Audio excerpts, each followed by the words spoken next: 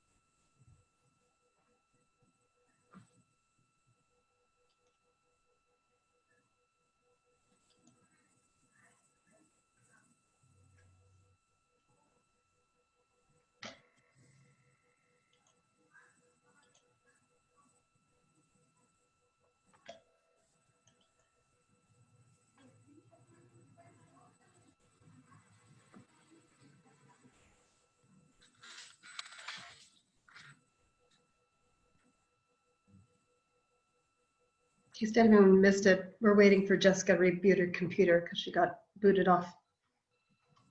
Hi, Rebecca. I'm Jamie. I don't know if we've ever met in person. Good morning. Or I guess it's nice to meet you for the first time on Zoom. Officially, thank you.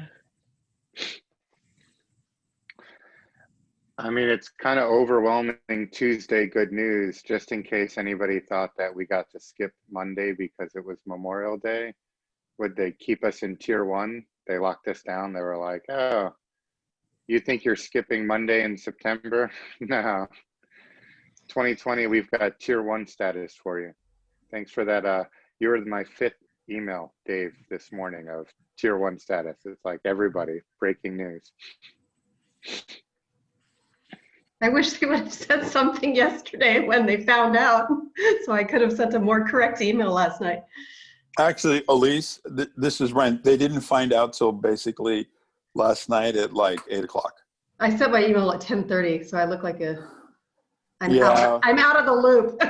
Yeah, but you know, and unfortunately, the challenge really was they were still, when I got off the call with the Marin Economic Recovery working group at like, I don't know what time we got off, at like 9:30 or whatever, they were still crafting the press release. Like they were still doing it. And their call, I was told about the call at 8, and they had just like finished that round of negotiations with the state. It was pretty hairy yesterday, Matt and the folks at the county level, and they spoke to the rest of us. It was, and it's still a challenge, obviously, for people. All right, Jessica's back.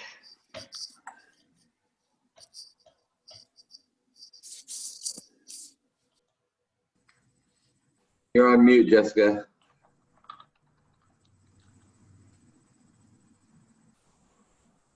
Jessica, we can't hear you.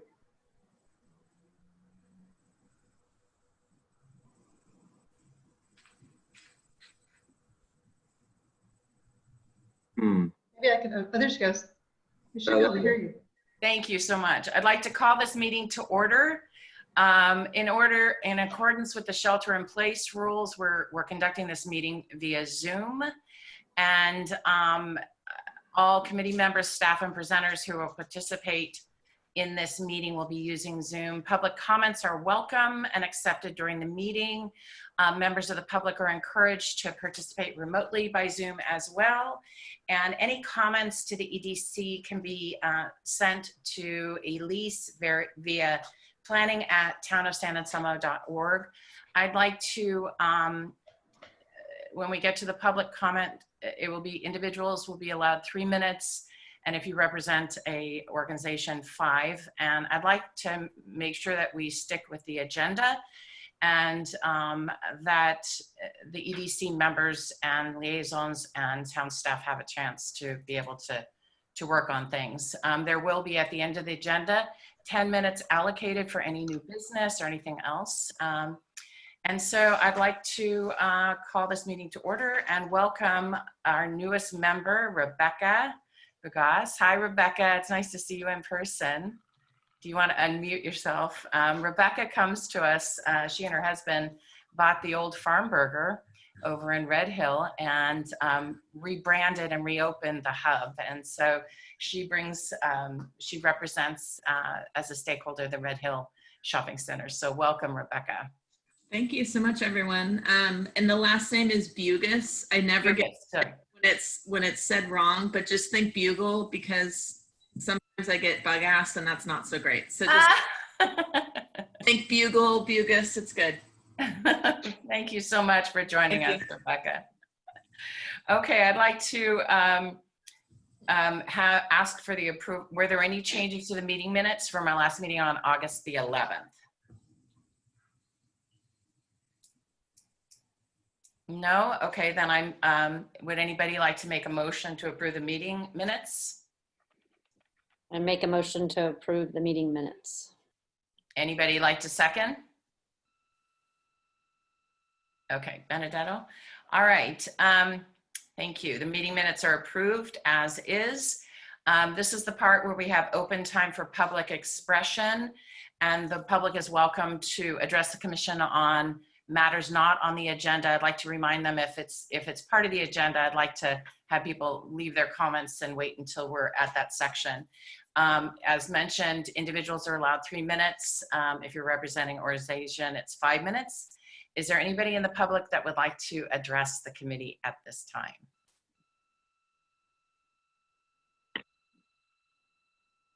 No? A phone call-in listener, I'm just going to remind the people who are on the phone that they can raise their hand by pressing *9.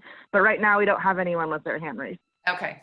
And I'd also like to let people know that I can't always see things because I don't have the main console in front of me for Zoom. So we rely on town staff to help. So, and no public comments at this point?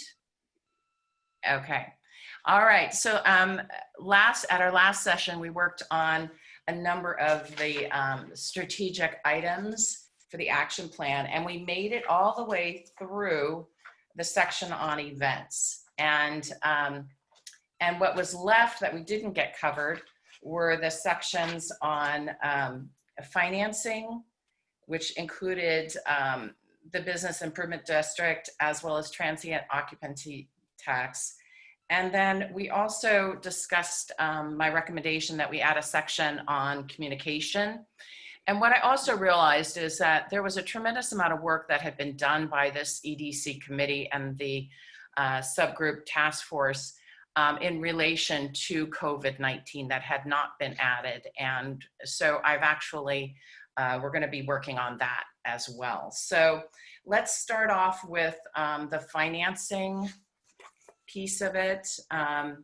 Is this something that we should keep? And also just to let you know, at the very last minute, I sent to you, it's kind of a revised action plan. They're like planning notes to work from to try to make this easier. And I apologize for the last minute notice on it, but were there any, is this something that we're going to continue to work on? This was before my time. So Elise, what is your, the financing, the revenue piece? Can anybody explain that to me?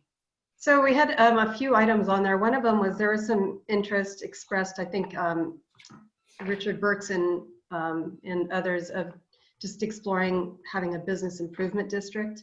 Mm-hmm. And we haven't done anything towards that. And that would, there's a lot of work involved in doing something like that. And I'm not sure we'd have support for that, especially right now during COVID-19.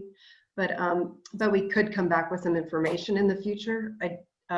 And then for we had also looked at a transient occupancy tax. Most jurisdictions receive tax income from charging for essentially a tax on hotel rooms or on short-term rentals. And the town doesn't have such a tax. Again, it's probably an awkward time to be establishing such a thing, but we're always looking for revenue, and that could be it's one way that other communities, not during COVID-19, but can generate a lot of significant revenue. I see Dave raising his hand. Maybe he Yeah, wants to Dave say had something. his hand, and then Benedetto, you're next. So I just wanted to, I think this, the idea of a business improvement district has been talked about since I've been here. And, as a point of reference, that's typically an organization that is, sort of has geographic boundaries and is financed by the businesses that serve within that. And just another point of reference, Santa Fe is, doing a really nice job on what they're doing on the streets right now. And that's all business district funded. The town helps with staff, but when we hear a lot about why don't we have put lights over over San Anselmo, all that stuff kind of happens through that organization. They also have a full-time event staff, but that a business improvement district really does do that focus type work where it's more difficult for staff to execute. So not that I'm advocating for it, but that is sort of the role of a business district. Okay. Thank you. Benedetto, you're next. And then Kelly, you're after. Benedetto, you need to unmute.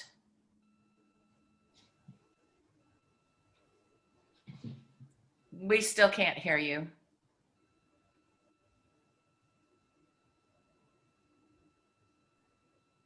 Okay. Oh, there Yeah. we go. Okay. Yeah. About the improvement, the tax on hotel. We had the ballot about 10, 12 years ago and was took down, I think 80% majority by the residents. So just keep that in mind. And by the way, I didn't own the inn at the time, but would have been even possibly unconstitutional at the time because would have taxed only one single business in town. So beside the majority of residents didn't want it, could be illegality and then could be getting into the Airbnb if they're hotels, but they don't have a license to operate as hotel and so on. And beside that, I can tell you that from the number of people we stay here, the cost of managing the revenues from the tax would be higher than what the town would collect to spend any money in any improvements. Out of a 15-room hotel, you don't, unless you put a 30% tax on the nightly rate, you don't really collect too much. And history proves that high hotel taxes reduce the flow of people to that destination. So if we are talking about improving the business to town, having that tax would be really a contradiction in terms of helping people to come and stay here. Thank you, Benedetto. Kelly, you had a remark? You wanted to make some comments. Yeah, with regards to the business improvement district, in my surveying of some of the property owners, that's been brought up a couple of times.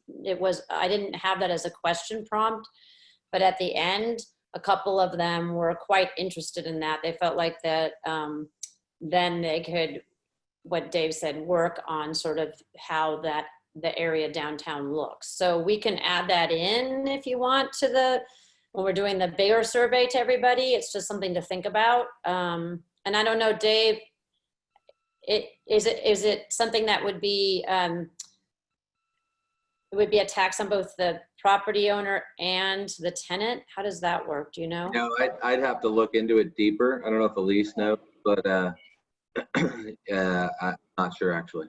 Okay. Whether both or one. Yeah. Okay. John's raising his hand, so he might. I'm pretty sure it's just the property owners. Okay.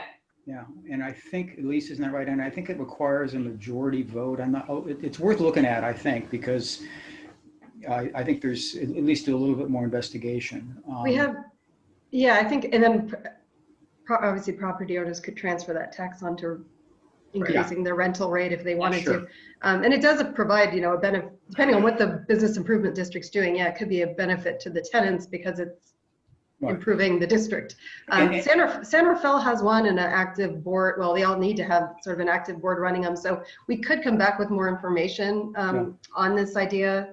And then also just want to note that I think Mill Valley collected I think $36,000 in transient income tax when they first started theirs. I think they have a lot more Airbnbs, and they definitely have some hotel rooms there too, but it's Airbnbs that would be sort of driving going to a transient occupancy tax, because we do recognize that when it was considered before, there wasn't such a thing as short-term rentals other than the San Anselmo Inn. Thank you, Elise. Brian, you have your hand up, and then Jamie, you're after. Yeah, sure. I mean, I suggest everybody just to take a quick look at the Novato Business District website, because they tax the businesses and they tax them based on the number of employees and the type of businesses. So you just might, I mean, you know, it's interesting, right? So people look at San Rafael right now because on a certain level, they're enamored with the short-term power of the lights. But Novato has had problems in the past with the disbursements of the dollars and who is managing them or whatnot. So you might want to also include that as part of the due diligence. Thank you. Okay, Jamie, you're next. 2 points. One on the let's call it the hotel tax or such. It shouldn't be something that just goes on Benedetto's shoulders. And Benedetto, you shouldn't feel that way. It definitely shouldn't be an attack on you. It should be Redlands is included in that. They have 12 or 13 rental properties that they're doing. And we have to be sensitive to that because we want them to be successful equally. And really the intention, I think, in that discussion was Airbnb. And it's really the competitors to you. Benedetto would be affected equal. All right, try that there. Second point, and if I'm not coming through clearly, just wave at me and I'll go over it. With the business improvement districts, there are multiple structures for these, and one directly benefits the business owners, I believe, in that it's a tax that there's it can be organized as a 501c3. I believe that can be used as a donation system that they can contribute to. Another one is where it's actually a tax, and I'm not sure which is better financially and which is one that involves them more actively. But I believe when it's motivated by the business owners, they generally do it as a 501c3 because their intention is to make their properties nicer so they can charge higher rents. Right? It's not actually like just a benefit to the town. It's just a way of shifting the finances, as I understand it. And when it's a tax, it's basically the town saying, you guys got to make your properties nicer, and here's the system to do it. So, I'm not positive of that. That's just my feeling, but I think definitely more research might reveal which approach works and how. Okay, are there any more comments on financing before we move to decide whether we're going to continue to have these things on the action items and who would be the co-leads on them? I just want to pipe in really quick. I don't want it to get out that we're considering this seriously. I think we're just sort of floating ideas that have been talked about in the past. Okay. It doesn't mean that all of a sudden the word, people might think that we're serious about something. And right now is just not the time to do that. Right. So do we want to keep it on the action plan for 2020 and 2021, or as, just kind of an exploratory type idea, or do we just want to take it off? John? Yeah, just to echo what Dave said, with respect to the transit occupancy tax, because voters have to approve that, I would wipe that out totally, because we're going to have probably a sales tax renewal coming up, and I just wouldn't want to create confusion with that. BID is different because the BID, some structures at least don't require, the businesses have to approve it, but not voters. So I would leave BID on, but I'd take transit occupancy tax off totally, just so it doesn't confuse people about, sales tax and all that. It's Jessica, I could weigh in. To be honest, I would tend to remove the BID too. I just think that the dollars are coming from ultimately somewhere. And, to go on with Jamie's point, like, one, these can be rolled in many different ways. I've spoken with Robert Eiler, the economist from the Marin Economic Forum. And I think one of the big challenges with small town BIDs is the simple cost of administering them, far greater than whatever the level of dollars that can be raised. So I just think there's a lot to go on. I would remove it and then perhaps come back to it in the future. That would be my suggestion. I mean, this group has a lot on its plate right now, you know, with COVID and the recovery and whatnot. Good point. Okay, any other comments? Okay, I'm hearing a couple different options. One is to remove the transit occupancy tax. Hey, sorry, one more comment there. Go ahead, Jamie. I hear this, I feel the same concerns as the last 2 or 3 comments there. I would encourage us to re-term it as research for 2021, because it seems like just talking about taking money from anyone seems wrong today, but that there's so much we don't know about the bids, and it might be in the real estate owners, like the commercial real estate owners' interest for us to do research on this. And our number one joke is that we have no money as the Economic Development Committee. And what we're talking about is helping the town to figure out some financing for improvement. So I feel like keeping it on as research and really clearly marking that should be in our purview, and that we should really hold to that, because if the businesses don't organize to do it, who's going to help them? So that's just a consideration.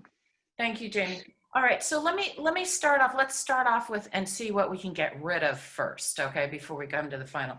What I'm hearing is that the transit occupancy tax at this point is a good possibility to get rid of off our action plan for 2020-21. Can I have a vote on everybody that's in favor of removing that item from the action plan?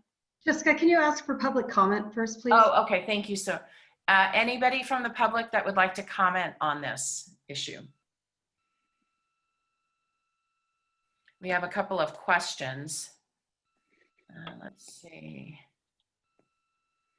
And Richard, you said there's 2 different types of bids, property owner. Okay. All right. So Elise, anybody from the public that wants to make a comment? Richard Berkson does have his hand raised. Okay. And see, I can't see that from my screen. Okay, I think I'm unmuted. Can Okay, people hear Richard? me? Yeah, we can hear you. Okay, great, thanks. Well, just a few comments. I added that on the Q&A, there are different ways to organize a BID, and that would be part of the research that would be necessary. And I agree with Jamie's comments that, you know, in the longer term, this is something that the business owners or property owners might find to their benefit. And we do have to do some research, because we don't really know exactly how much work it would take to manage this, or even how much money it might bring in, and what that money would be spent on. So I think it's good, before it's totally dismissed, that there should be some basic research, so that down the road, if it does make sense, it can be pursued.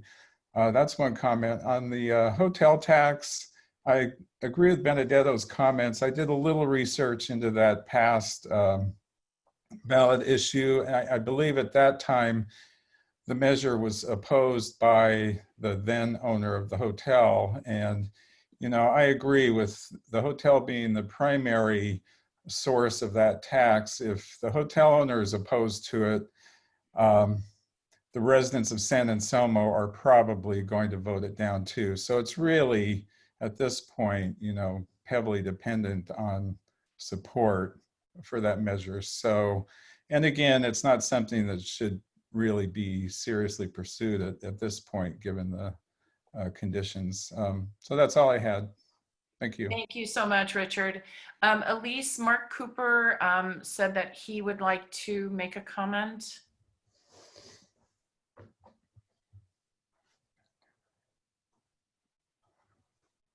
Okay, it looks like I'm unmuted. Can you guys hear me? Yes. Oh, wow.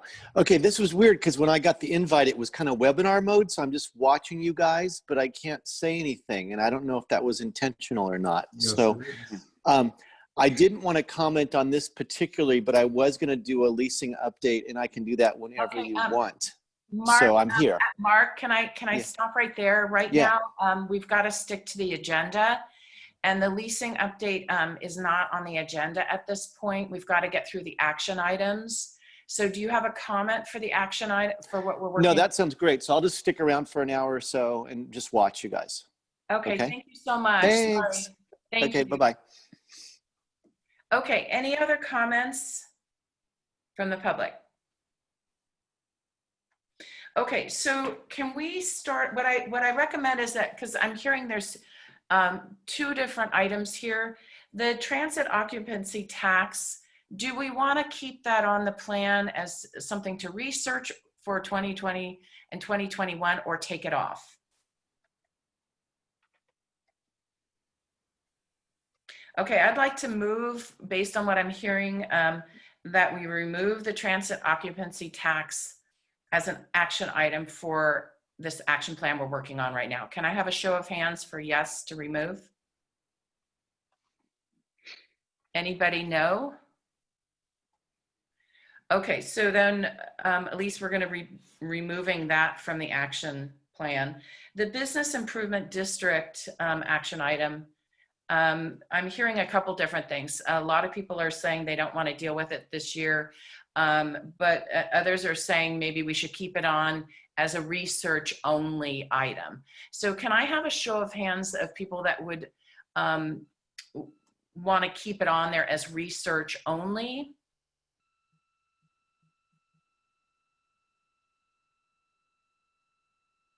Okay, is anybody a no to research only? Okay, so there we go. I think at this point for this section 8 on financing, we're going to research only the business improvement district options. We're removing the transit occupancy tax. Okay, any other questions before we move on to the next section of the action plan? Just because I'm new, when you say it's research only, is someone in charge of researching it, or how does that work? Yes, thank you. Who would like to be the co-lead? Thank you, Rebecca, of financing, the financing section,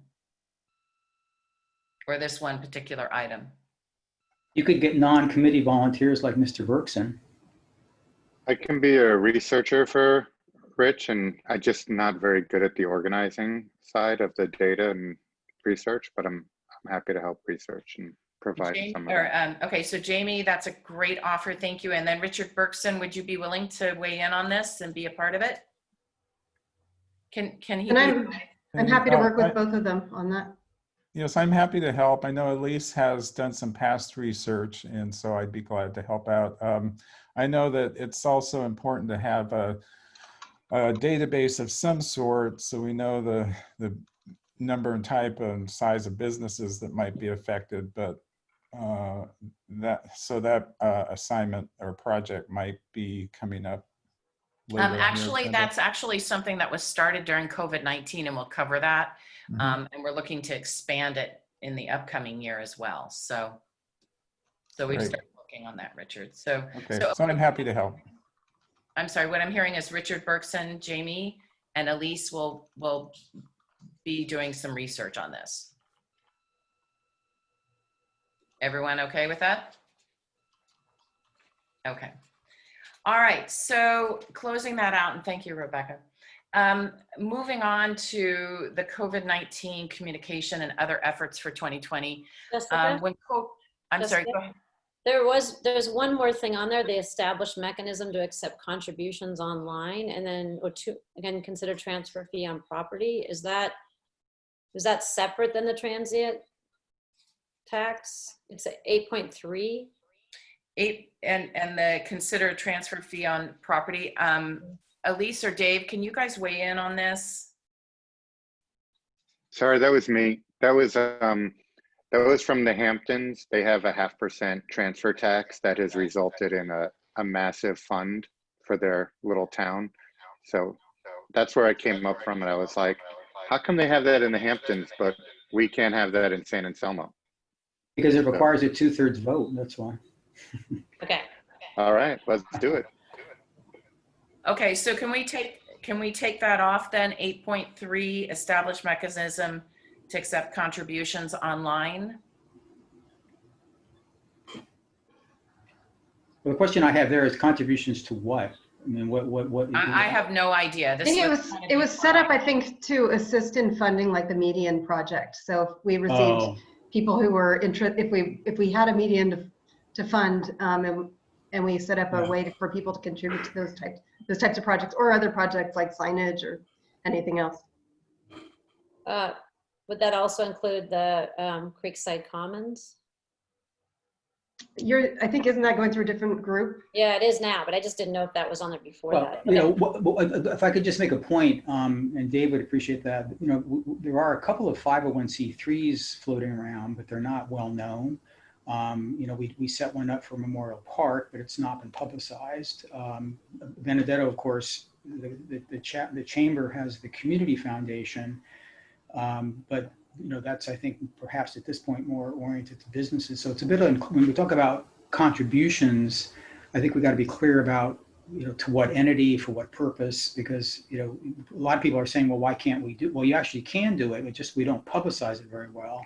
And there isn't really a special mechanism for the town itself. And I don't think those things work very well anyway, unless they're highly focused. But I would take it off just because I think it's kind of a confusing topic at this point. Okay, any other comments on 8.3? Do we need to have any public comments on it? Any public comment on removing this item?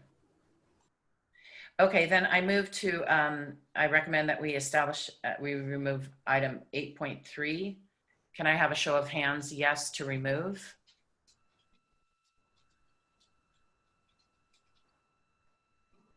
Anybody know they want it to stay? Okay, so then we'll remove 8.3.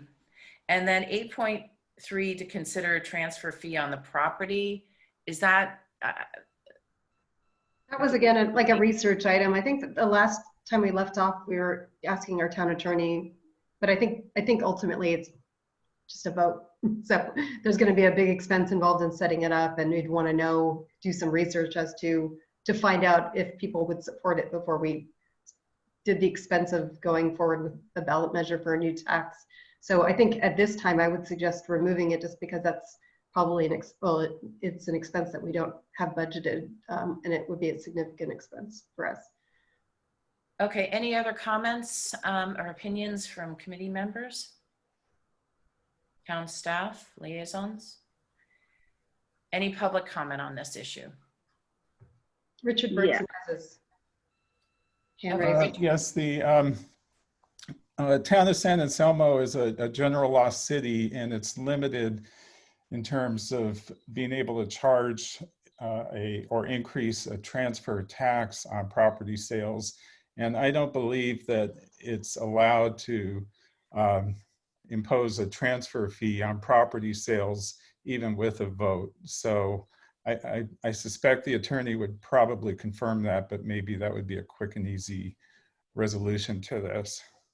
Okay, thank you, Richard, for that weigh in on it. So what I'm hearing is that we should consider removing this item as well. Can I have a show of hands of everybody who would like to remove it? Jamie, do you have? Oh. Okay, anybody who wants to keep it? All right, we're going to remove it then. Thanks so much, Kelly. All right, moving on to COVID-19 and communication and other efforts. This is going to be a new category that's going to be added. When COVID hit, the EDC started a subgroup that was an emergency subgroup task force to address the issue. There were many, many items that were designed and implemented by the EDC during that point. And I've sent to you first thing this morning a list of those items. Was everyone able to get a copy of that and have that in front of them? Okay.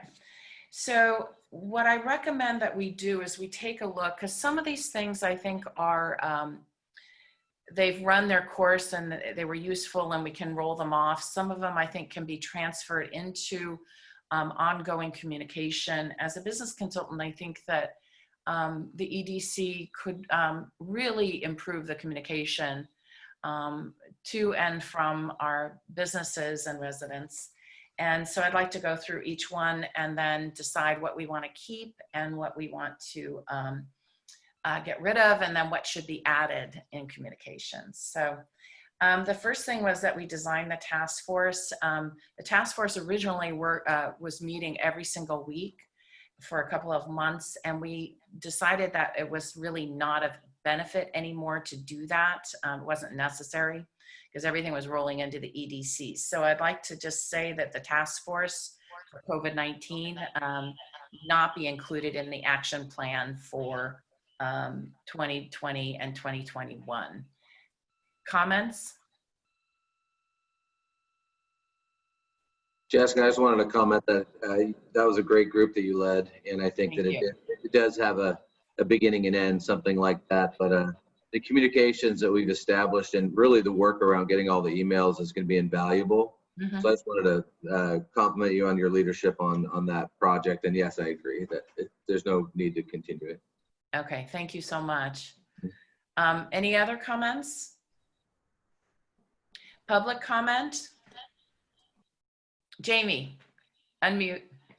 I just don't know that we're out of it, especially as we got scaled back today. And I would encourage you to keep it on board, because you did establish communications and process. And we don't, I mean, we'll know more in 2 weeks has been our mantra for 6 months. So why get rid of something that we have established and that you're the leadership point on and you can turn on in, you know, 1 day?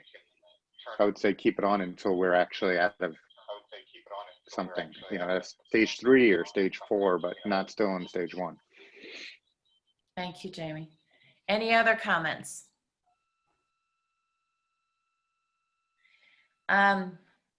Okay, so right now what's on the table is Jamie would like to keep it. There's a number of us that feel that we kind of can incorporate a lot of what we did, and the infrastructure now is being incorporated into the EDC. Can I have a show of hands of people that would be okay with getting rid of the task force? So can I make just a comment, Jessica? I think your proposal is not that these things wouldn't continue to happen. You're just talking about the infrastructure. The task force itself would not continue to exist, but all the things that it was doing would continue, but under specifically within the EDC as opposed to the task force. Plus more. I mean, I think more. Amazing things that we can do, such as social media and blogging and PR and, you know, advocacy on behalf of our businesses. And there's just a whole lot of things that, and additional events, that sort of thing. So it's just more the task force itself. There was 4 of us that really worked really hard. Dave and Elise and John, you were on it. And, you know, Brian was our Marin County liaison during that time. And so if it's okay with everybody, I think that my feeling as the chair of that and the leader was that I think the whole EDC should be on COVID-19 at this point. I think that's really the focus. I think that there's nothing more important to me with what we do with trying to support our businesses and trying to help them survive. And really, that's a great clarification. Thank you. And I support you just incorporating it in if that's what you prefer. Okay. I prefer it because I think that I think it was started as a 4-person with Brian, kind of with the outreach to Marin, but at this point, I think it's really all of us. So can I have a show of hands that we can let go of the task force? And Jamie, just to let you know, if we need to reignite it, it's like that, okay? So can I have a show of hands that we can put a pause on it right now? Why don't we put like it's not included in the, okay. All right, anybody a no? All right, so we'll like put the pause on that. One thing that was really challenging when we first started the task force was how to communicate with our businesses. And so we spent much time trying to obtain email addresses and phone numbers of businesses to be able to do outreach and also to establish two-way communication. And so we did start a contact list. Elise, how many people do we have on that at this point? Let me look because I have like 700. Is it like 3? Oh, you know, there might be more on it. Okay. Yeah, So- somewhere around there. What I recommend is that we keep that as a number one action. I mean, it's so high priority with everything that we're doing to have a really accurate contact list and to work on not only email addresses and telephone numbers, but to really try to establish a category of a type of business. For example, a downtown merchant business versus, a home business where, as we start rolling out our projects and our initiatives for the upcoming year, we're really able to drill down. For example, Jamie did a wonderful Facebook poll. He did a series of 3 of them when the town was looking at, having closures and starting on the avenue, events. And he had a lot of people respond to that. And so I think that having, a way of reaching out to our businesses and the right businesses, given the issue that we're trying to resolve, is the way to go. So I'd like to keep the town of San Anselmo contact list as an action item and expand it and also be able to collect information on, the type of business as well. So can I put it out there for comments?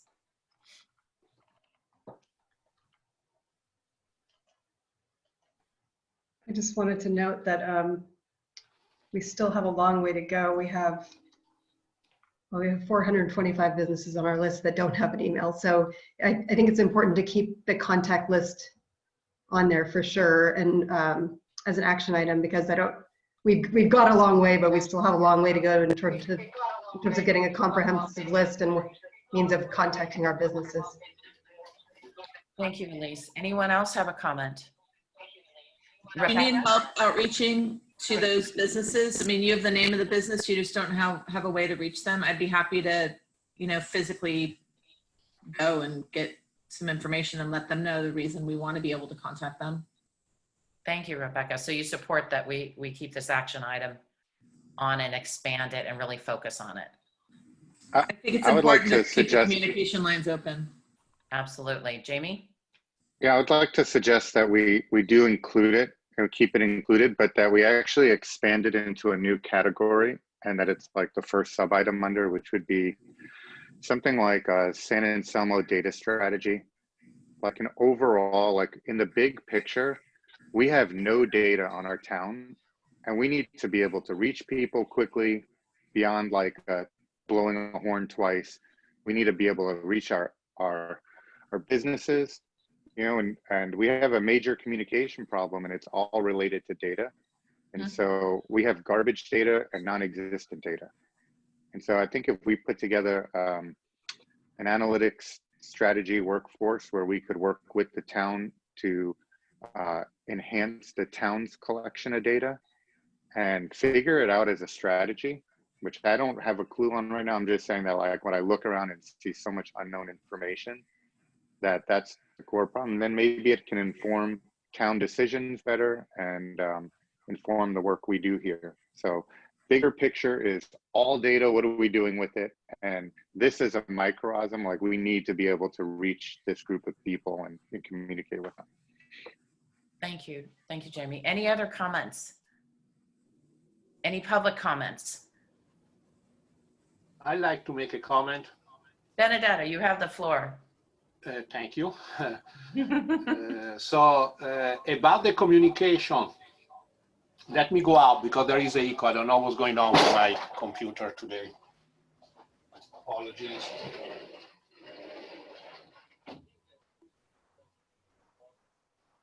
Okay, well, I guess we're gonna, all right. I had computer problems. That phone was a prop.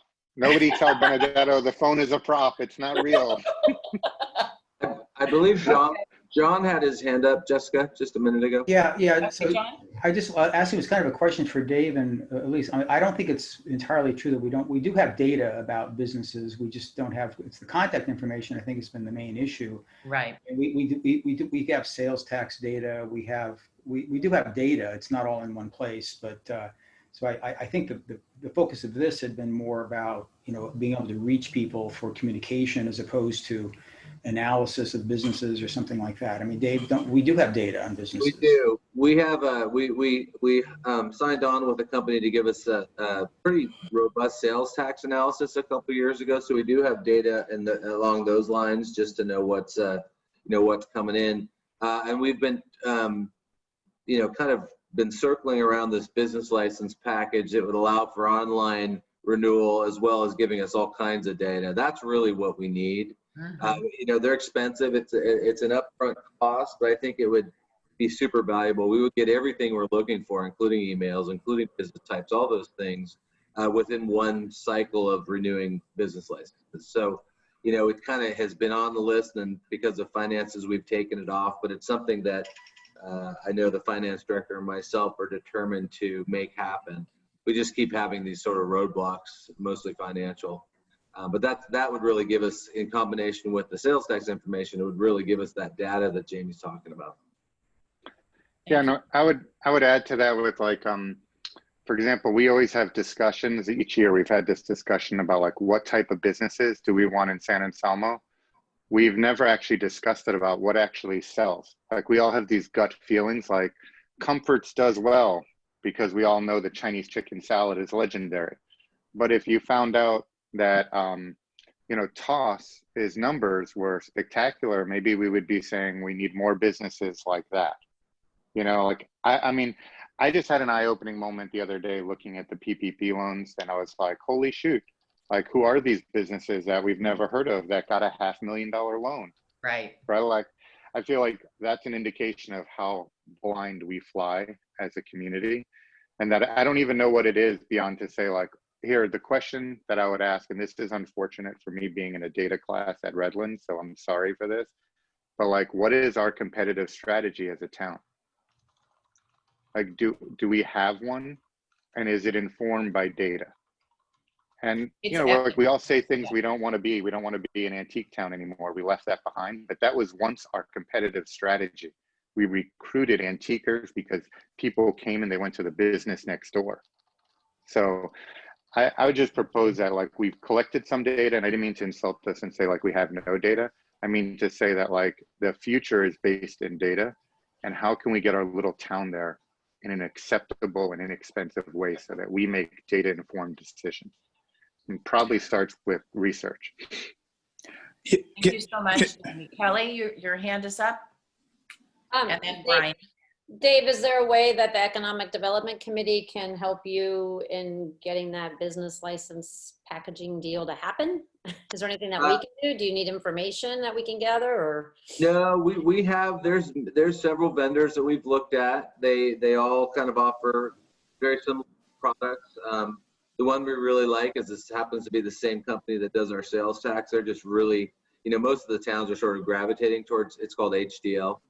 I think really it's finding the right time to go to the council with a request, because it's basically money that's going to have to come out of the fund balance, which is very tenuous right now, and we're really trying not to do that. But at some point, kind of when we do decide to do that, having the EDC support it would be very important. But unless we want to do fundraising to pay for it, I think it sort of has to fall in line with all the other priorities that we have in town. Unfortunately, there's a lot of. Brian, your hand is up. Thanks, Dave. Yeah, sure. I just want to build on Jamie's comments. One is, I totally understand the need for data, but I think with such a small group, I'm not sure on a certain level how much more data that we need, and if it's accessible. Because on one level, data provides you a pattern, which then provides the story. And so one of the pieces of data that we have a very hard time finding out in San Anselmo, and it becomes anecdotal, is why don't people move here, right? Like those are the people that are really hard to dig out. And so for instance, I was talking to somebody, and this is the story is, I didn't move to San Anselmo because I didn't want to deal with the flooding. And that story, I've continually heard anecdotally from people, right? And so I sort of still come around to, is not flood mitigation tied to economic vitality? And the second, which is, if in fact you track along what the data is, it certainly seems that, indoor and retail is incredibly challenging, and restaurants are sort of seem to be the future, right? So in the short term, is restaurants really a question of helping our restaurants survive/thrive during the time of COVID, i.e. the winter is a few months? And then 2, do we not just sort of actively figure out how to recruit restaurants and what that looks like? Because maybe in going to recruit restaurants, we then get back to Jamie's, foundational question of what's the data that would allow us. Jamie, people talk about antiques. I'm not sure if the town actually ever recruited antique businesses, or in fact, entrepreneurs just sort of clustered like they did sort of around Silicon Valley. Like they took it upon themselves. Thank you so much, Brian. Rebecca, your hand is up. Yeah, a couple things from a new business owner in the town as well as a restaurant person. I feel like people are very, I don't want to say lazy, but there's people that are going to go to M&G Burgers just because they live there. They live close by. People are going to go to the Hub because they're doing their errands and their kids are playing sports at the thing. So people are very habitual, and we don't go out of our way to go to Mill Valley for Italian food. Why would I do that?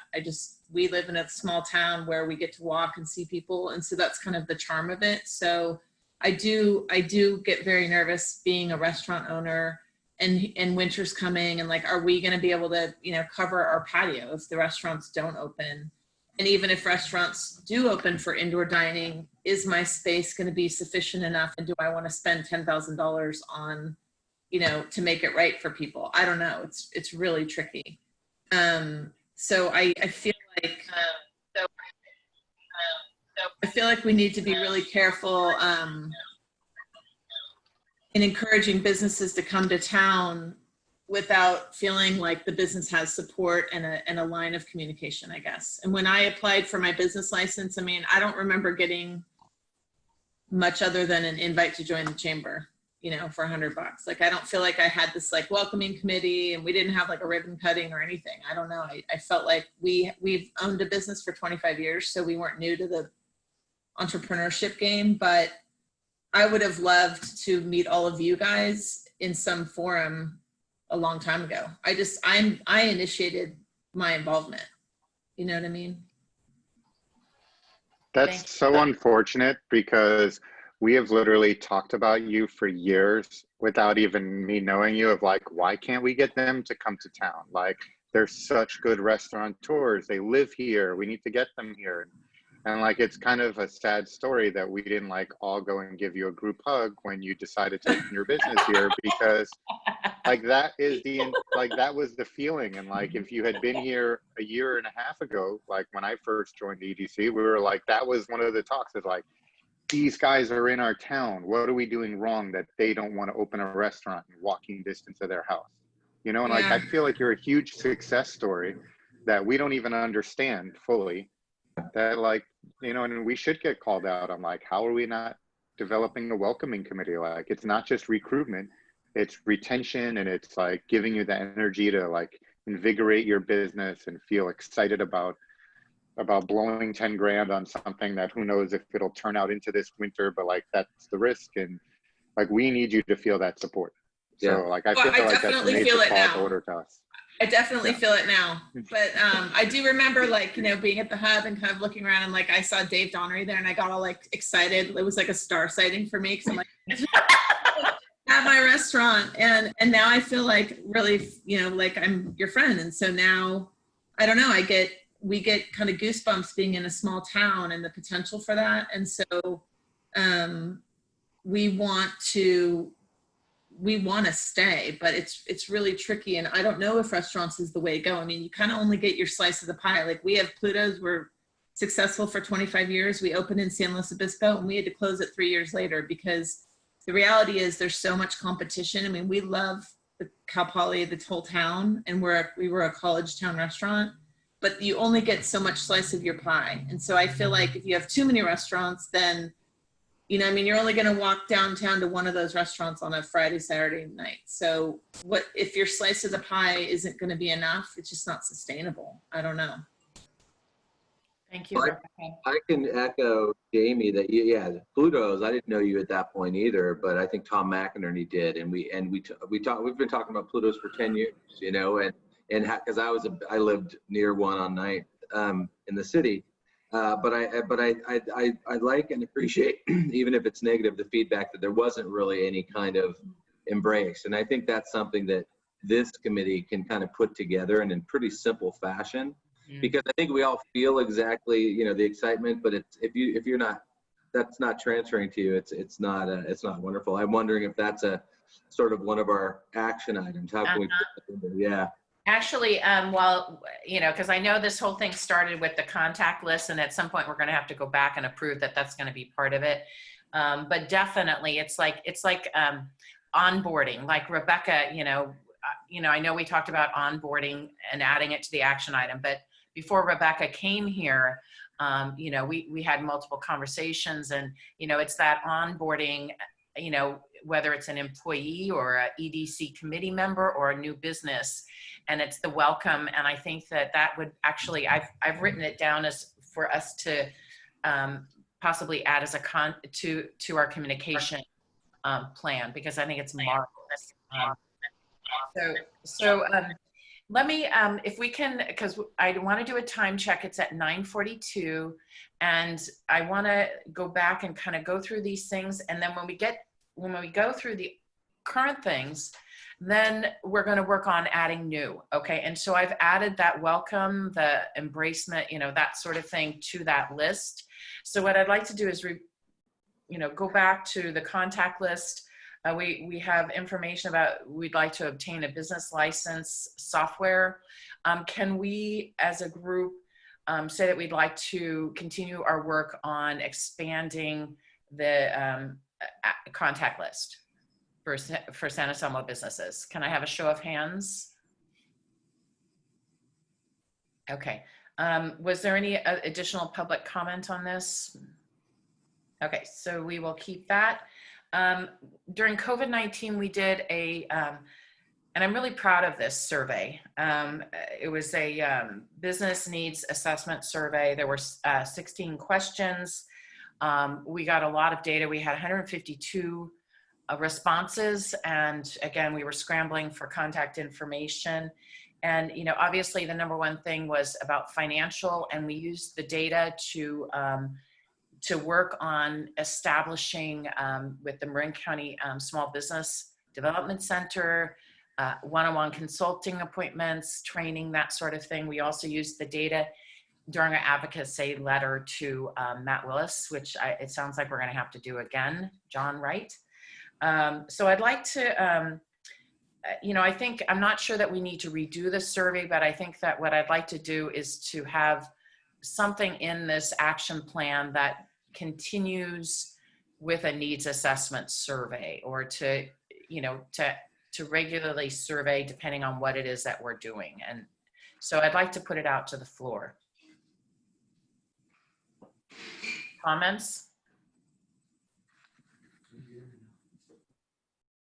Okay, so while I don't think we need to do the COVID-19, although I don't know, maybe we do, because I mean, we thought we were moving forward, and now all of a sudden there's a roadblock again, correct, with opening? So how about if we just keep it as is for right now, until we really know when we're out of the woods with COVID, because we may want to do another survey.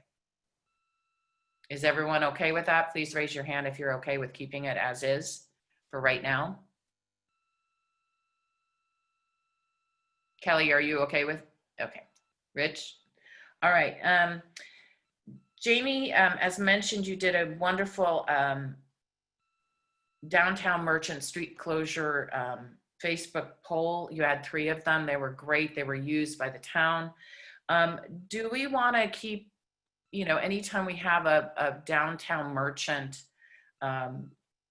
feedback request, involvement of stakeholders, is this the preferred method to get feedback from the merchants, or should we have a different way of doing it? Jamie, are you there? Muted. Sorry, I didn't understand if that was a question to me. That was It's always random that the merchant group isn't very active on Facebook. So we do get limited information from them, and it's kind of only, it's the same usual voices.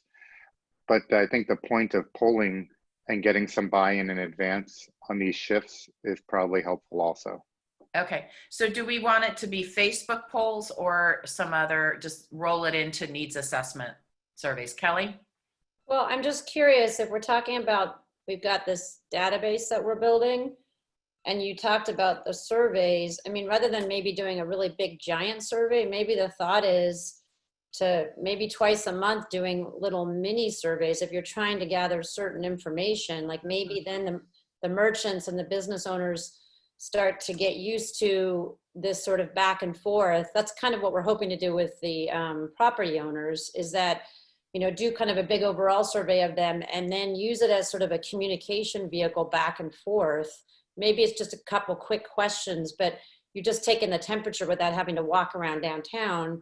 I'm just wondering if you just want to do it, you know, using your database rather than Facebook, and get them sort of trained onto how they can communicate with you. I think we should drive the ship and not let Facebook drive it, I guess, is my thing. And if not everyone's on Facebook, then let's get their emails. Maybe to begin with, you do it on both places, but drive them towards one vehicle for doing it, so we can start to kind of get a pattern going of back and forth with them. And then publishing the results, I think, would be helpful. You know, maybe maybe we end up having a website or something, or a place on the town website where we can put that information. But I kind of like the idea of just, you know, just a couple questions. Don't wear them out, just a couple things, whatever's the most important thing. And right now we're in a little more of a reactionary mode, but eventually we could get into a planning mode where we lay it all out and calendarize it for, you know, maybe even the year. So that's just my thought. Thank you, Kelly. Any other comments? Public comment? Okay, what I'm hearing is that the use of Facebook, it's on the table to not use that and to incorporate mini surveys and other surveys according to the type of project into under the category of our needs assessment surveys. So can we remove the item pertaining to Facebook polls for the future, for the upcoming year? Everyone that's yes, can we have a hand? Kelly, are you?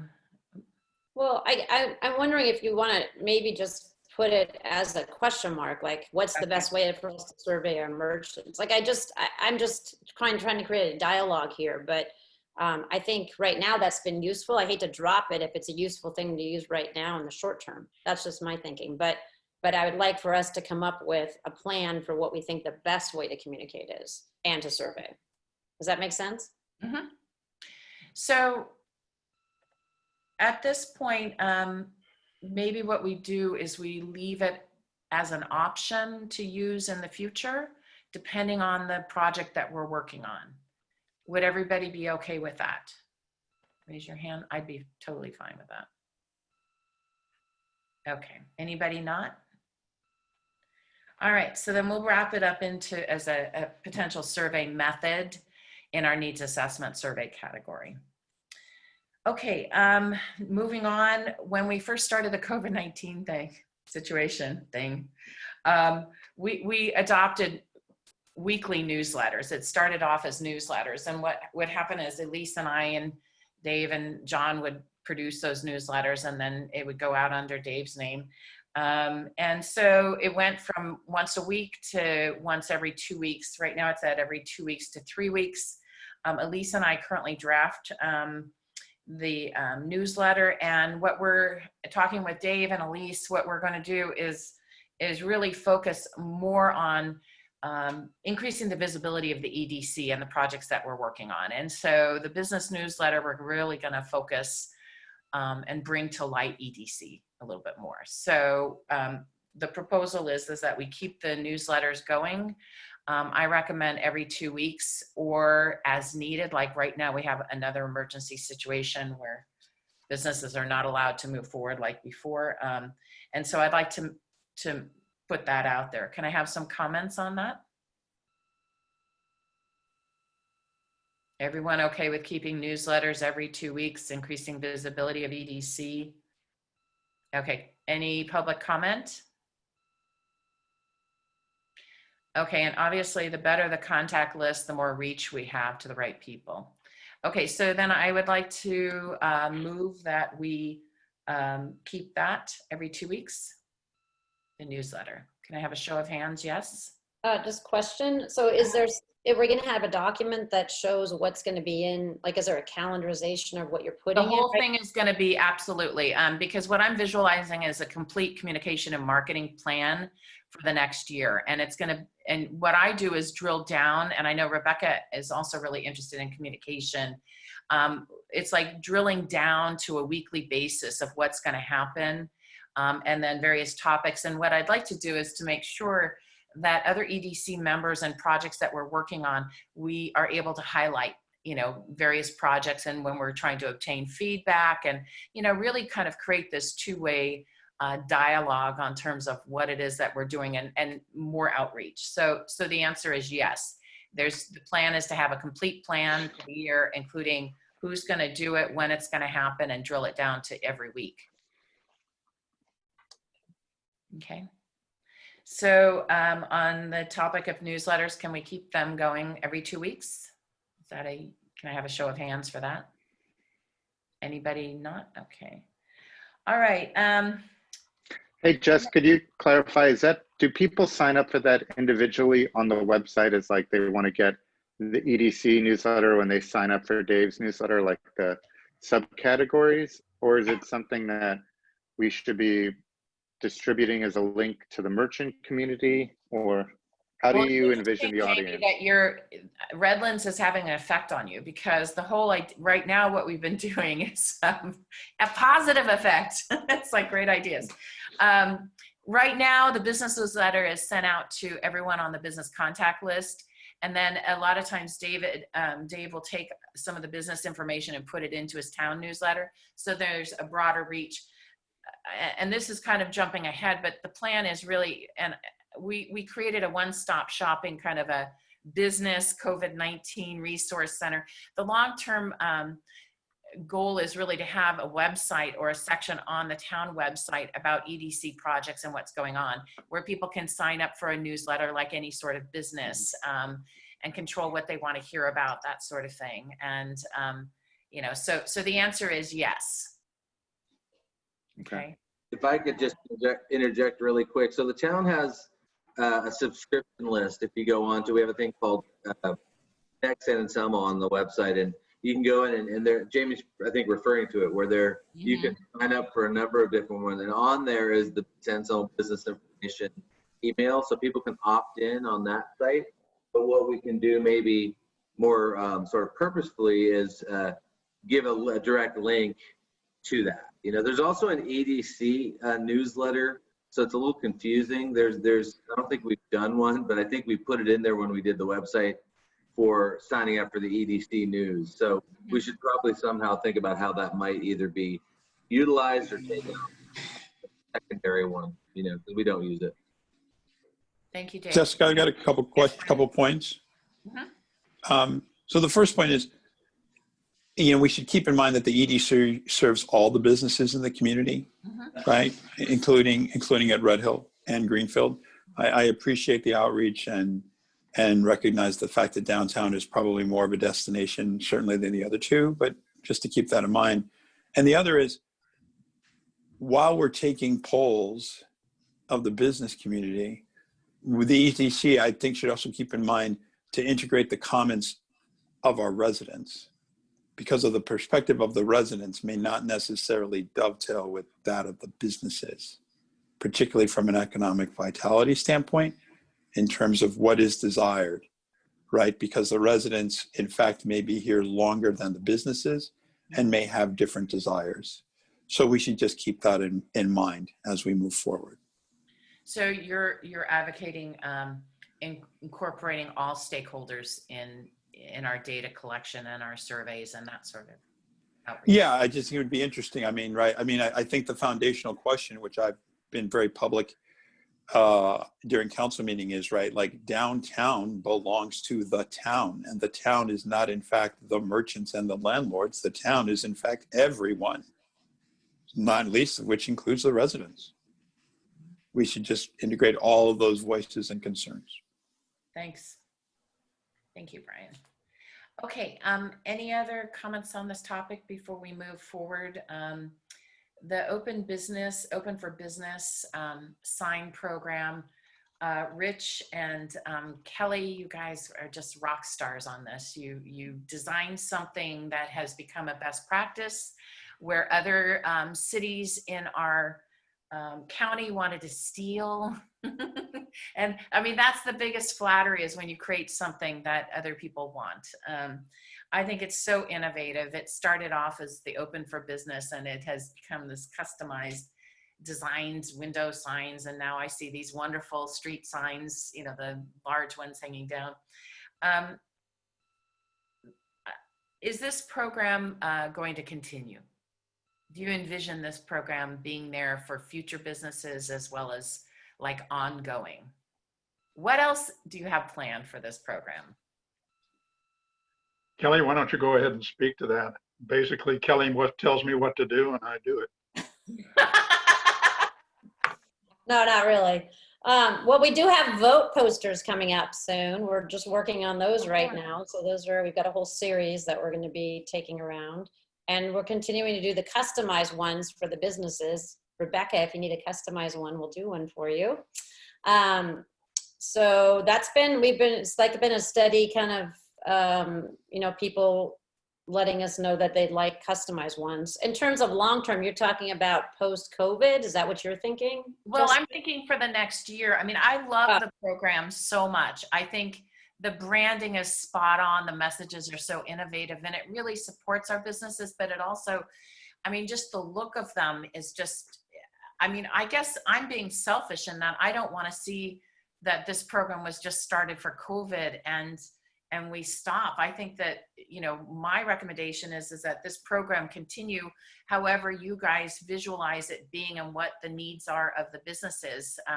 But I love our storefront sign program. So can Jessica, there's no reason not to do that. And if you separate the messages that are very specific to COVID and the ones that are just generic, you know, encouragement or feel good or whatever, take if you look at the banners, some of them are thanks for being here, but there's nothing wrong with thanks for being here in the best of times as opposed to the worst of times.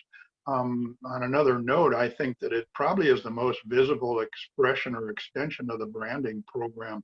And so in that regard, I think you're right on. It would be very easy to continue, and it's a logical extension of the signage program. So there's no reason not to do it. For example, at the point it becomes appropriate to change the banners, we can come up with a whole different look in terms of a color scheme and whatnot. Maybe it goes from white to colored backgrounds or something like that. But in terms of the messages, they seem to be just as valuable, as I say, in the best of times as opposed to now. Thank you, Rich. And easy enough to do. Maybe along the lines of that Rebecca talked about, maybe we come up with some kind of welcoming package that we bring to new businesses. Like we bring them some open ones or something fun when they're first opening, and then we give them information if they wanted customized ones. We could think about that. That's exactly what I was Kelly, I think that's great, because if you're a new business, you know, you don't even understand the branding, and there wasn't a lot of it at Red Hill, but then soon it moved over. But part of that whole like onboarding and welcoming, I'd love to be part of that, and not only offer them, you know, here's the signage that exists, but we're willing to give you your own signage. And then, you know, this is the welcoming committee, and the welcoming committee is going to eat at your restaurant or shop at your store, or bring friends to these places and make it very like part of a community. I mean, that's kind of the beauty of it. And I'll touch base with you on the signage for sure, because I don't think restaurants at Red Hill, I think we got dropped off some things, but I didn't even realize you could have your own made.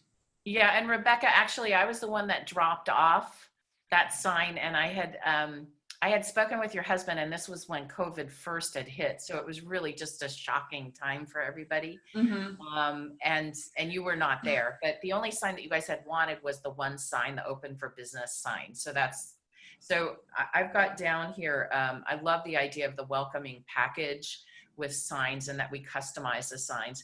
Are there any other comments from our committee members before we open it up to any public comments? Just one more quick thing on that welcoming committee. I think it would have been helpful if I had like a mentor almost, and I would love to be that person for new businesses where you actually sign them up. Like, what's your email address? I'll get you signed up for all these things. I'll sign you up for the chamber, you know, all these links to the connections that are already there. And then instead of giving people the option to opt in, because as a new business owner, sometimes it's just too much information. You're trying to get uniforms for your staff, and then COVID happens. So I think it could be like this mentor thing where you're automatically in and opt out. If you don't want to get the Economic Development Committee meeting after, you know, four issues, you don't have to, but at least it's there for you.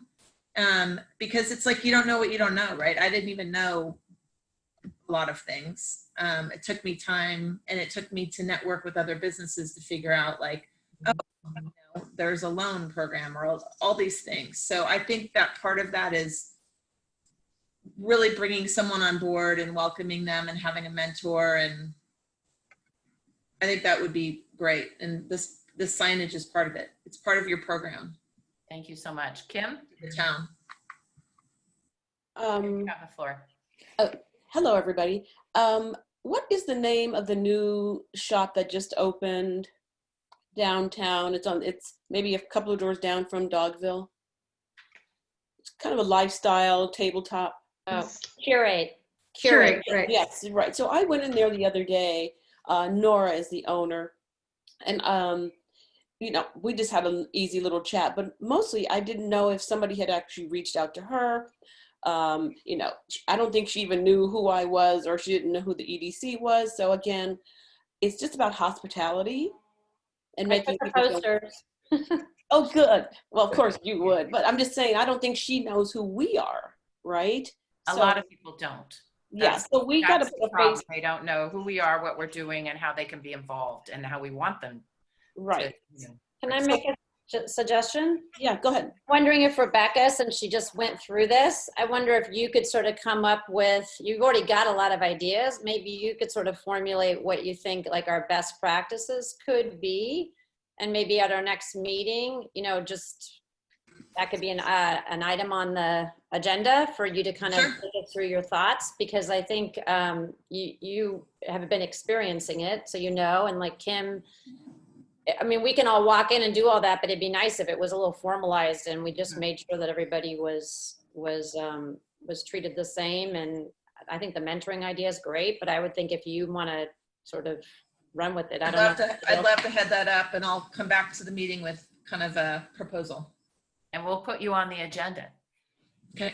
Is everyone okay with Rebecca becoming the lead for the welcome and onboarding of new businesses into our town? Yeah, and I'd be willing to work with her on that.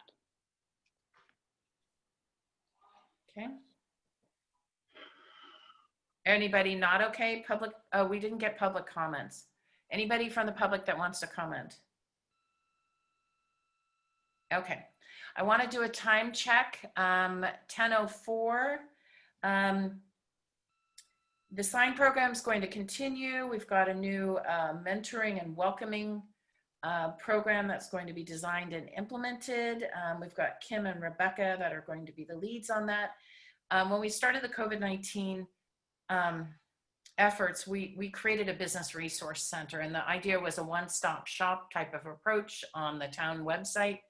And where a business owner, it was like a hub and a spoke model, where we took all of these resources, categorized them, and continually updated, and still are updating them. The various topics and categories were how to reopening resources, the sign campaign, how to place your order, what was available, financial resources, how to help your employees, other types of help, local advertising. A community section, which actually, Brian, and this kind of is aligned with what you're talking about. It's because it's not just the businesses. We wanted the community to become involved on how to help the businesses. So there's a category there. There's not much in it, but it's kind of a place card. Taxes and business licenses, the business survey information on safety. And then we also created a section on every single newsletter that had been sent out from the start by this group. So my recommendation is that long-term, like when we started the COVID-19 efforts, we realized that what we were going to do is create a lot of action items and resources that we wanted to continue. So we got a lot done very short, but we want to continue. And so the proposal is to really increase the online presence of the EDC. And whether it is a separate website or a website, web page is incorporated into the town website. But I think that I definitely recommend that we increase our visibility on, for EDC. And I'd like to put an action item on there that we're going to do that. We're not quite sure what it all would, the design part of it is to be determined, and whether it's separate or part of the town, that's to be determined as well. So I'd like to put it out there for comments. Kim? So you were talking earlier about our branding and the deer and all that. Seems to me that we could maybe have our own little montage of the faces of the EDC in something like that. I mean, it doesn't have to be crafty, it could be cool.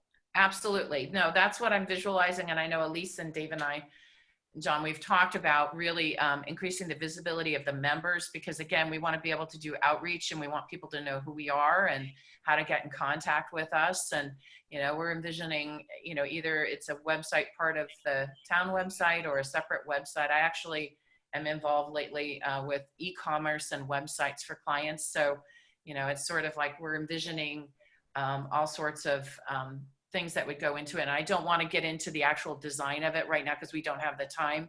What I'd really like to do is to put out there that I'd like to have an action item that we create an EDC website, whether it's part of the town's website or a separate EDC website that links into the town website. I'm not quite sure what regulatory we have to, stick with, but I'd like to increase the online presence by having a website for EDC. So is any other comments? Okay, any public comments on this? All right, then I'd like to move that we approve adding an action item that we're going to continue with increasing our online presence and having website for EDC. Can I have a show of hands to everybody that supports? Great. That I look forward to working on big time. Okay, we worked in partnership with the Marin Small Business Development Center to create, as I previously discussed, that help people get the businesses with the resources to help them through COVID-19, loans, webinars, one-on-one consultations. I know that we received a lot of feedback that a lot of businesses did receive money, which was great to see. I recommend that we keep that partnership alive and have that as part of the action plan, because they also offer a lot of business development classes, like on web design and social media marketing and all sorts of things. Comments?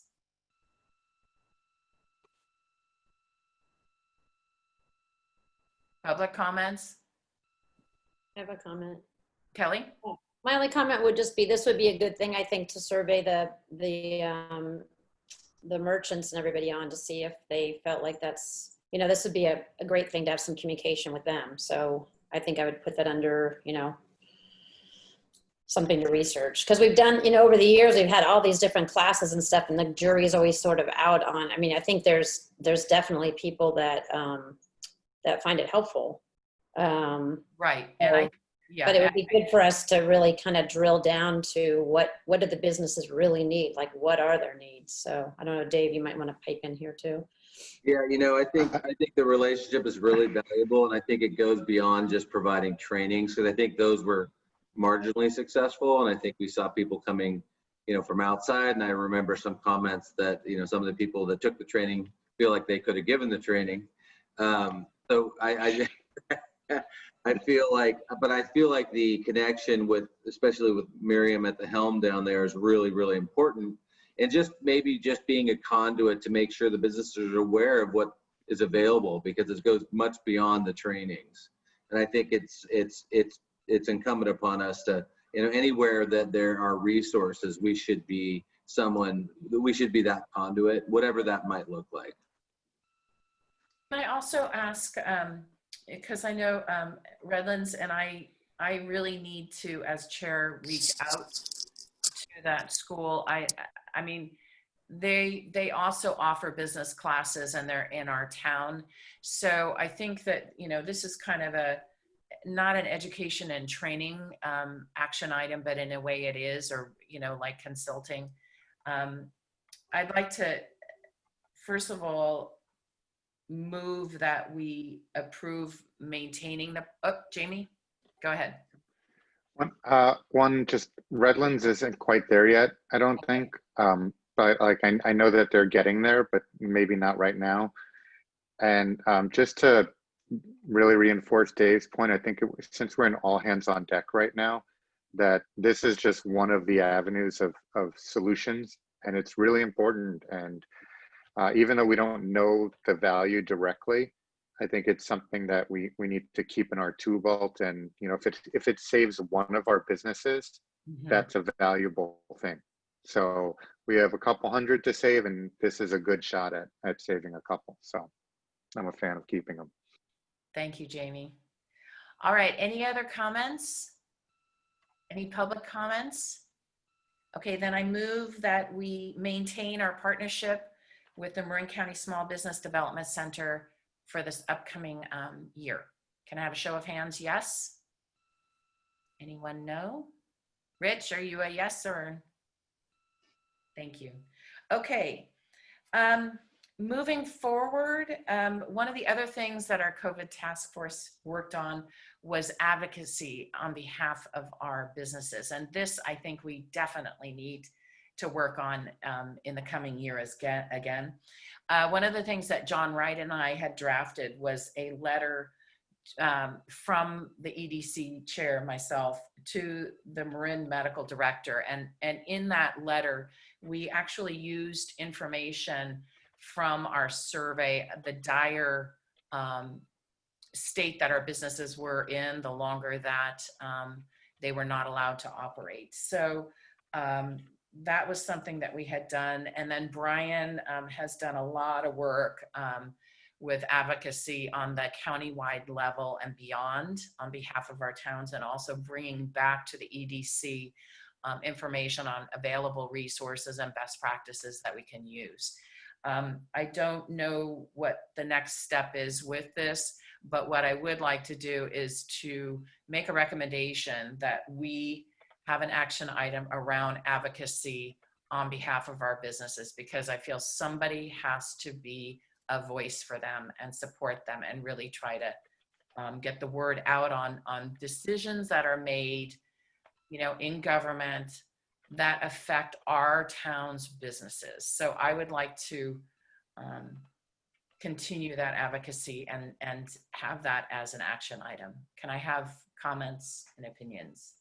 Yeah, I have a comment. So I think the place where the business activity conversation right now, to be honest, is happening at Damon and Judy's group, the Marin Economic Recovery Task Force, because right now that's pulling in the soups, that's pulling in Miriam Carell's group, the Marin Small Business Development Corporation.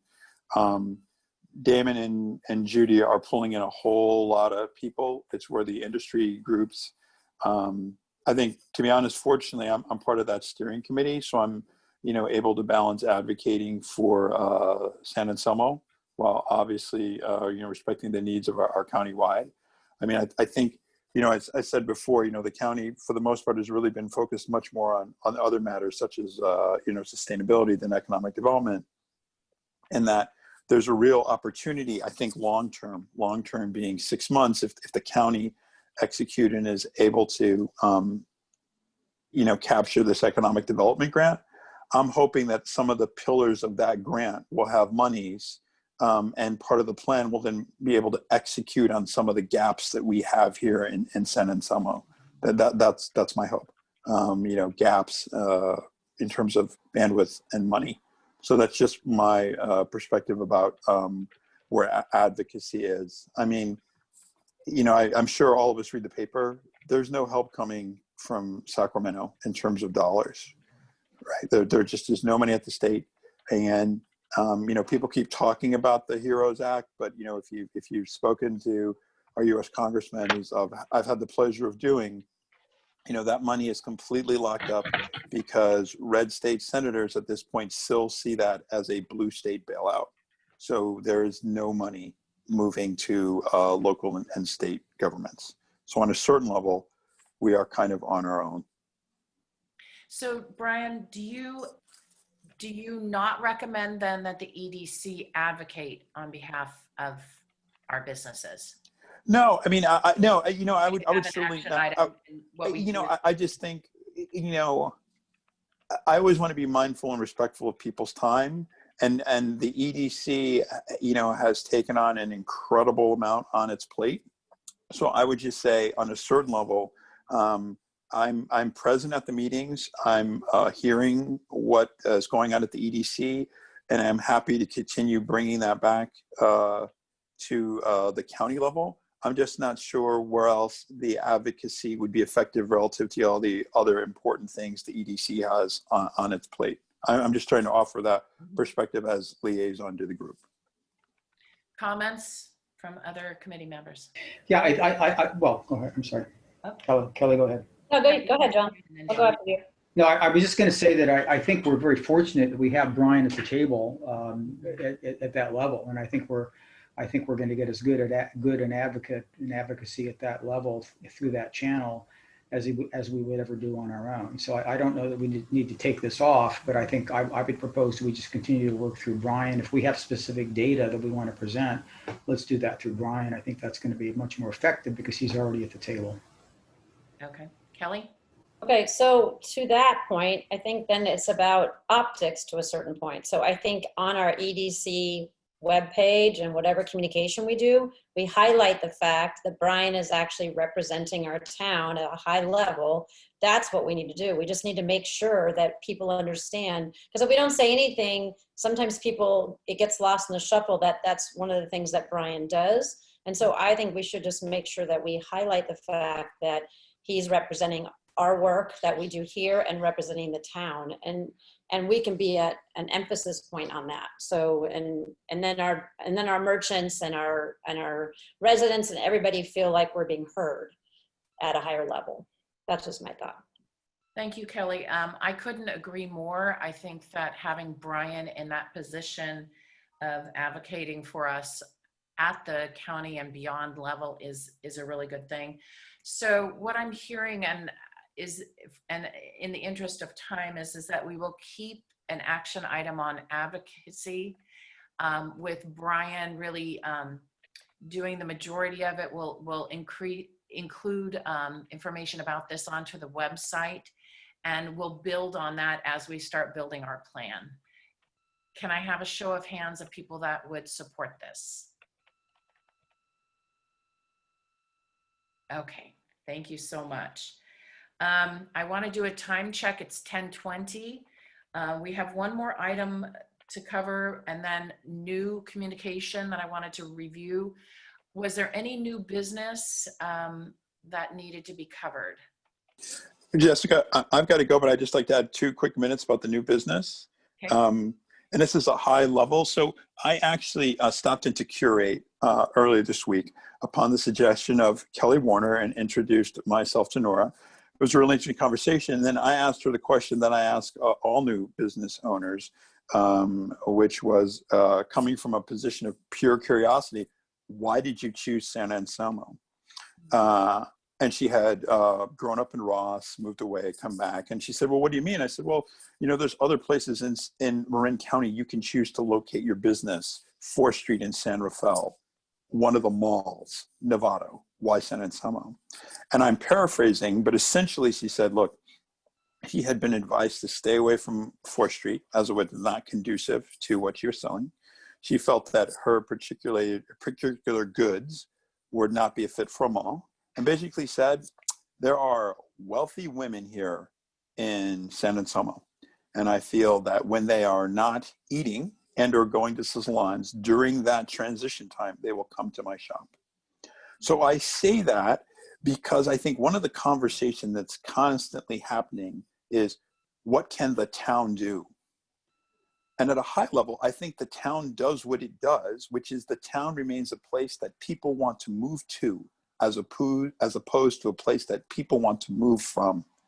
As long as the town focuses on what it does best, which is, on a certain level, it is what it is. It has, for the most part, aside from now, great weather, proximity to a major cosmopolitan area, good public schools, low crime. We do the best we can within our limited budget and a welcoming community. That is ultimately probably the strongest indicator, because that's what I've heard constantly from various businesses because of the demographic. So I just wanted to share that from a new business in terms, and of course, encourage everyone to go in. Nora was super excited. We talked for a little bit, but I want to be mindful of time. And with that, I have to go, but I did want to share that. And thanks to all of you for all the work that you're all doing on behalf of our community in so many ways. Thank you. Thank you, Brian. Okay, the last item before we move to the new section. And let me just ask, do we want the meeting to carry over a little bit, or do we want it to end exactly on time? I think we've already carried over. I have till 10:30 usually. We used to try to end at 10, but Okay, well then let's make it really fast.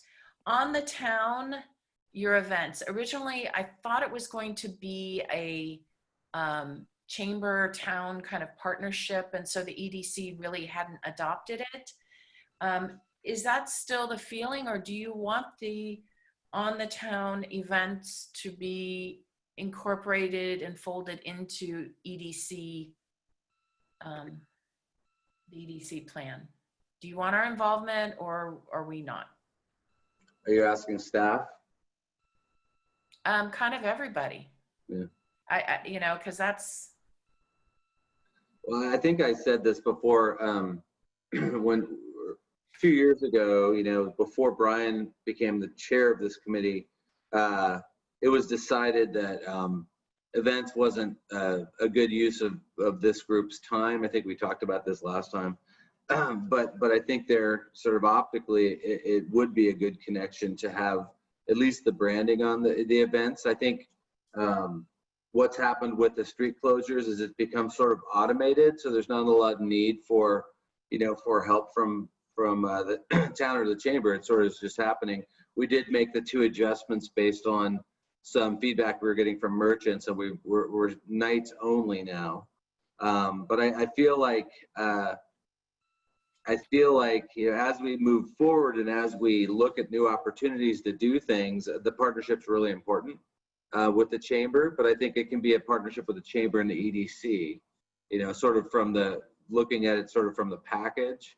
I think it's important to show that the EDC is helping create these things. And the town certainly isn't looking for, we don't do things to get credit. We do things to make things better. Mm-hmm. And I also wanted to add into that if you haven't read the very immense town council packet for this evening, staff's recommending that we don't move forward with the one-way program this fall for a number of reasons, including the fact that we probably only have a couple of months of good weather, and it's a lot of work for that, and also the amount of empty storefronts. There aren't as many businesses that could take advantage of it. So we're recommending postponing it to a time that might be more conducive. So just wanted to let the EDC know that's what we're recommending tonight. Okay. So the question that I have is, then should this be on the EDC action plan to be involved with the on the town events? I would say no. I would say that if there are events that come up, I don't think we need to spend time from this committee doing it. But I think that what my preference would be is that once something bubbles up, which typically will happen through the business community and the chamber, that the EDC become involved at that point. But we're not going to be the ones generating, because there's so many factors that it really would be something that really wouldn't germinate here. Okay. Yes. All right, comments from other committee members on this? Is everyone okay with not having this as an action item? Anyone not okay?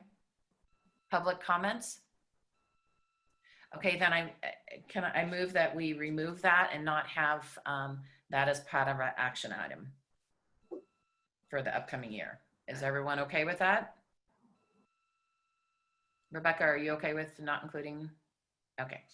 All right. I'm going to close out. There's just a couple of things that I want to cover, and we can Elise and Richard and I are going to really work very hard on pulling together all the hard work that we've all done with looking at what we want to do in the next year. And it's really a roadmap for us. We're going to draft what we think we heard you say. But before we close out, I'd like to run a few things by on communication. I've been doing a lot of communication lately, and I think that I'd like to include that I'd like to recommend, we already talked about the website. I'd like to recommend that we have social media for EDC. I'd like to recommend that we create a blog. I'd like to recommend that we, let me just, first of all, if I can walk away with those agreed upon it. So what I'd like to recommend is social media, blog. Can I have a show of hands of people who would be approving that we start social media accounts for EDC as well as a blog? Can I make a comment? Uh-huh. My only concern is sustainability. So I just want to make sure that if we do something like this, we have to make sure that we have somebody that's gonna, I mean, we've got a lot on our plate, and I'm not saying that that's not a priority. It may be. I'm just a little worried about all that we have, and, you know, knowing that this is, you know, a committee for people. It's a volunteer thing. So I just want to make sure whatever we agree to, that we're able to make a plan and see it all the way through and have it be sustainable, because I'd hate to start it and then have it fail or not be populated on a frequent basis and be useful to people. So that's my only concern here. That's your concern. Kelly, I would back you up with that, Kelly, and say that maybe we could support the town's efforts, because the town social media has pretty low engagement, and we could provide some content from that and push forward in the blog, because the blog supports the town website as well. And I worry equally with Kelly that, like, it's overwhelming, and you know, a 3-month effort will disappear in February.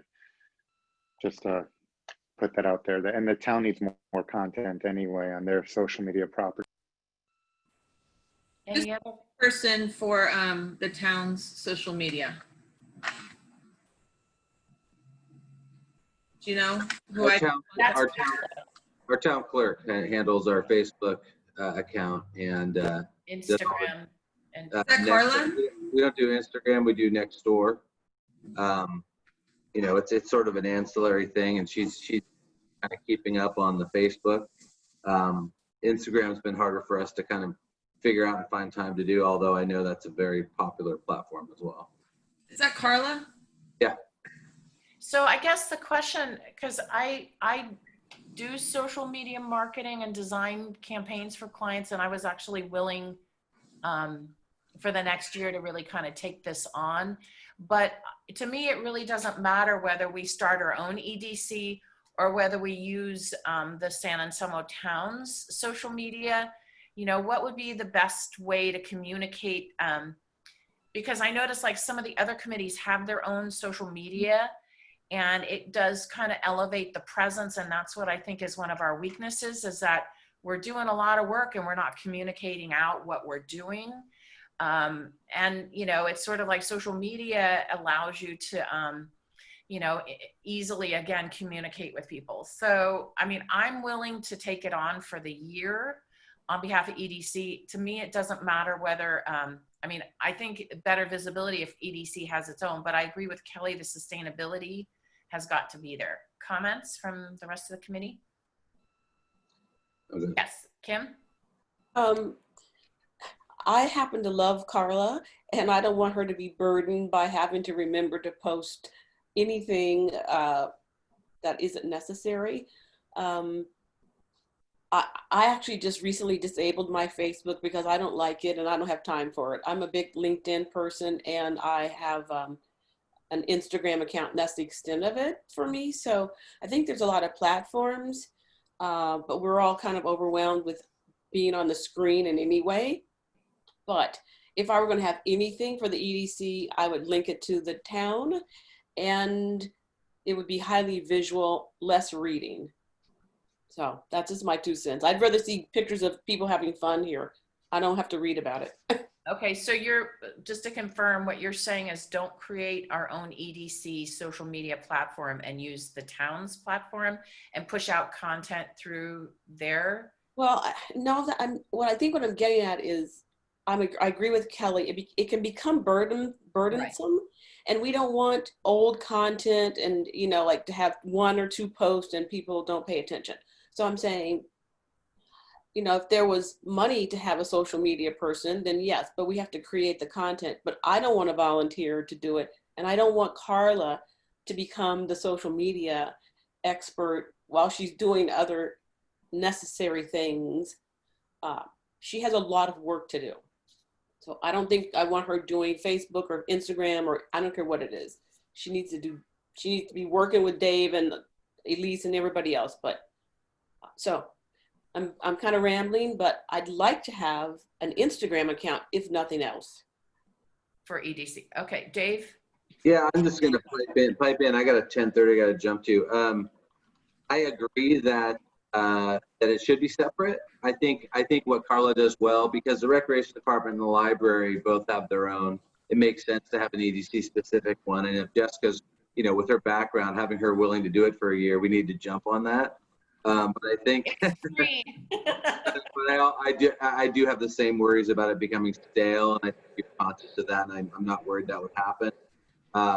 And what Carla does well too is she pulls things from the other accounts and puts them on the town one. So I think I'd like to leave the town one really for general resident type stuff and have her bring over ones as they're created on these other platforms. And I think the fact that I think we have an Instagram account for the town, but we don't use it. But I think the EDC is a perfect use of Instagram. So I'll totally support that as well. And Carla and I might be able to, maybe duplicate what you're doing on the town account. So at least it's out there twice. Okay. Other comments?